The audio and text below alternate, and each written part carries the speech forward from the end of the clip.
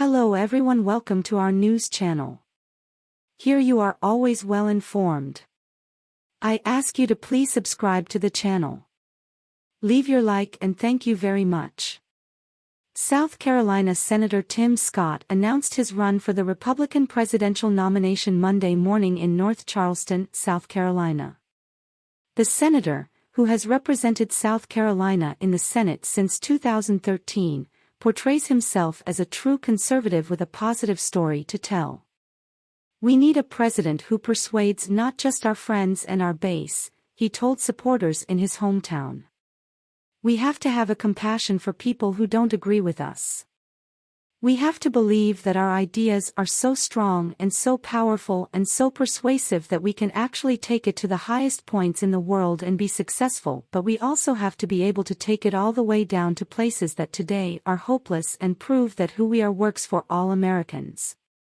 As for his own upbringing, being raised by a single mother, Scott says they found strength in faith and family and a determination to succeed, all things he accused Democrats of working to destroy. "From the time the sun goes down until the sun comes up, Joe Biden and the radical left are attacking every single rung of the ladder that helped me climb. And that's why I'm announcing today that I am running for President of the United States of America," he said. In his 40-minute announcement speech, Scott highlighted his rise from poverty to prosperity and said that America is not a racist country.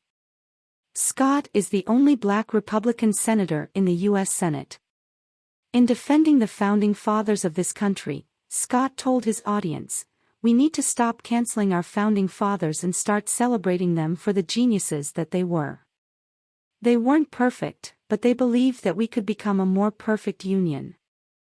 Despite his stature in the Senate, Scott enters this race with little name recognition nationally. In recent polling he ranks well back in the pack of current and potential candidates, earning support in the low single digits. In contrast, former President Donald Trump's support sometimes tops 40 or even 50%.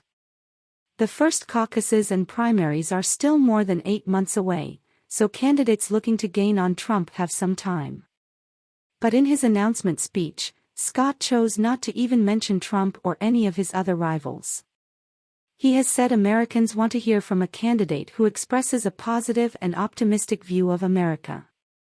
Presumably that won't preclude launching political attacks, but there were no such broadsides Monday.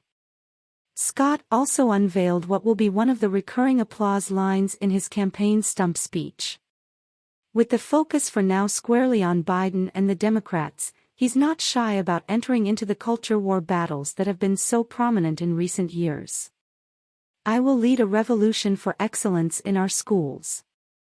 Less CRT and more ABCs, adding a pitch for school choice for parents.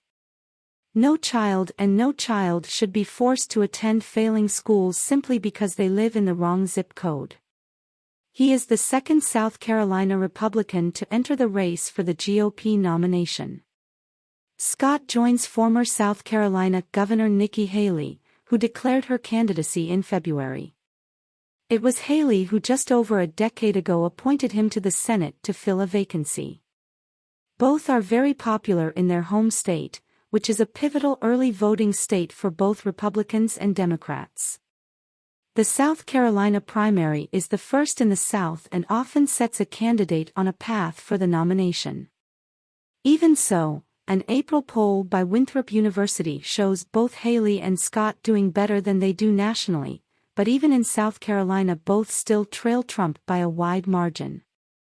Scott did pick up one key endorsement as he begins his campaign. Senator John Thune of South Dakota, the number 2 Republican in the chamber, is backing his friend and colleague. Thune also appeared at the kickoff rally in North Charleston.